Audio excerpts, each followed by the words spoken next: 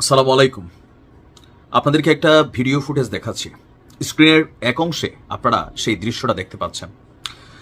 এই ঘটনাটা হচ্ছে গতকালকে যুদ্ধ বিমান যেটা আমাদের বিধ্বস্ত হয়েছে F7, সেই যুদ্ধ বিমানটি F7 বিধ্বস্তের যে সিসিটিভি ক্যামেরা ফুটেজ সেটা। বাট ফুটেজটা খুব বেশি বড় না, কারণ অনেক দূরের একটা ভবন থেকে আপনার এটাকে কানেক্ট করা হয়েছে।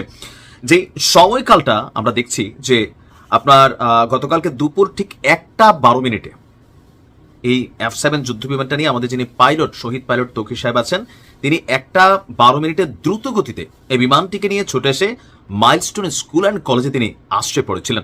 মুহূর্তেই আপনার চারদিকে কালো ধোঁয়া তৈরি হয়।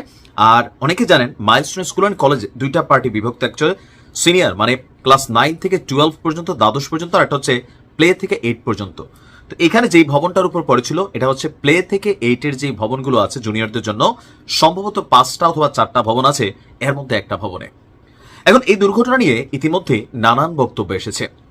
আমাদের বিমান বাহিনীর পক্ষ থেকে বলা হচ্ছে যে F7 যুদ্ধ বিমান পুরনো নতুন বিষয়টা জরুরি না, এখানে এই বিমানটি বিধ্বস্তের পিছনের প্রধান কারণ হচ্ছে যান্ত্রিক ত্রুটি। এখন আমরা জানি যান্ত্রিক ত্রুটি হইতেই পারে। আমি উইথ ডিউ রেসপেক্ট, আমাদের যারা বিমান বাহিনীর সদস্যরা আছেন, দায়ভার যখন আপনার কাঁধের উপর চেপেছে, সারা বাংলাদেশের মানুষ যখন আপনাদের উপর গোস্বা দেখাচ্ছে, তখন আপনাদের এই ধরনের বক্তব্য কতটা সঠিক? এখন একজন মানুষ অ্যাক্সিডেন্ট করতে পারে গাড়ি ঘোড়া নিয়ে, খুবই স্বাভাবিক। উন্নত বিশ্বে যখন আমরা অ্যাক্সিডেন্ট করি, সেখানে আমার গাড়ির ফিটনেস ঠিক আছে, আমার ড্রাইভিং লাইসেন্স ঠিক আছে, রাস্তাঘাট ঠিক আছে, রাস্তায় চলা প্রত্যেকটা গাড়ির যে ড্রাইভার তারা ঠিক আছে, নিয়ম কানুন মানতেছি, এরপরে যেটা হচ্ছে সেটা হচ্ছে অ্যাক্সিডেন্ট। কিন্তু বাংলাদেশে রাস্তাঘাট ঠিক নাই, ভাঙাচুরা। আমি উদাহরণটা কোথায় নিচ্ছি বুঝতে পারবেন। দ্বিতীয়ত, গাড়ির ফিটনেস নাই, ব্রেক ধরলে গাড়ি ব্রেক করে না। তৃতীয়ত, ড্রাইভারের লাইসেন্স নাই। চতুর্থত, এক গাড়ির সাথে আরেক গাড়ির যেই দূরত্ব বা সিস্টেম, লাইন মেনটেনেন্স, কোনো কিছুকে আমরা করি না, সিগন্যাল মানি না।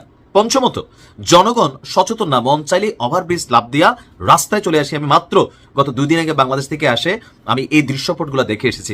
এখন বাংলাদেশে যখন দুর্ঘটনা ঘটে, এটাকে দুর্ঘটনা বলা যায় না, এটা মরণ ফাঁদ, কারণ আমরা সবাই এই সিস্টেম তৈরি করেছি এবং পার্ট অফ ইট। এখন যে যুদ্ধ বিমানে আমাদের বিমান বাহিনীর যে দায়িত্বশীল কর্মকর্তারা কথা বলছেন, প্রথমত হচ্ছে আপনারা কি ওই ফিটনেসের সবকিছু রেডি রেখেছিলেন? আজকের দিনে আইসা এই যে বিষয়টা নিয়ে মানুষ কথা বলছে, মানুষ তো বলবে, কারণ যাদের সন্তান মারা গেছে আপনারা বলতেছেন যে আমরা ক্ষতিপূরণ দিব। আচ্ছা, আপনি একটা জীবনের ক্ষতিপূরণ কি দিবেন স্যার? আপনার পরিবারের কোনো সন্তান যদি এরকম মারা যায়, তখন আপনি মানবেন যে 50,000, 1 লাখ, 1 কোটি একটা মানুষের জীবনের দাম? যেই মা আজকে নিঃসন্তান হয়ে গেছে, যেই বাবার বুক খালি হয়ে গেছে, আপনি কয়েক কোটি টাকা দিবেন? এটা আপনার বুক খালি হওয়ার আগ পর্যন্ত আপনি বুঝবেন। আমার আশ্চর্য লাগে উপদেষ্টা আসিফ নজরুলকে নিয়েও, মানে তথাকথিত পলিটিশিয়ানদের মতন কথা। প্রয়োজনে বিদেশ থেকে চিকিৎসক আনবো কেন? বাংলাদেশে কি চিকিৎসকের ঠেনা পড়ছে? আমাদের সিস্টেম আছে। আওয়ামী লীগের সময় কিন্তু বার্ন ইউনিট আলাদা তৈরি করা হয়েছে। আমাদের লোকবল আছে, ডাক্তাররা সারা পৃথিবী থেকে চিকিৎসা দেয়। আপনার যে পলিটিশিয়ান মার্ক একটা কথা। এরপর আজকে দেখলাম বাচ্চারা ক্ষোভ দেখাবে, এটা খুবই স্বাভাবিক, এটা নিয়ে প্রটেস্ট হবে, খুবই স্বাভাবিক। কিন্তু শেখ হাসিনা স্টাইলে আপনারা যখন প্রটেস্টে যাচ্ছেন, শিক্ষার্থীদের সাথে পুলিশের ধাওয়া পাল্টা দেওয়া হচ্ছে, শিক্ষার্থীদের মাথা ফাটতেছে, সেখানে কিন্তু নতুন করে আবারও ডায়লগ উঠে এসেছে। ছাত্ররা প্রশ্ন করছে লাশের প্রকৃত সংখ্যাটা আসলে কত? এই কর্মকাণ্ডগুলোর মাধ্যমে আপনাদের যে জিনিসটা দরকার ছিল সেটার বিপরীতে বরাবরের মতো দায়সারা কথাবার্তা বলছেন।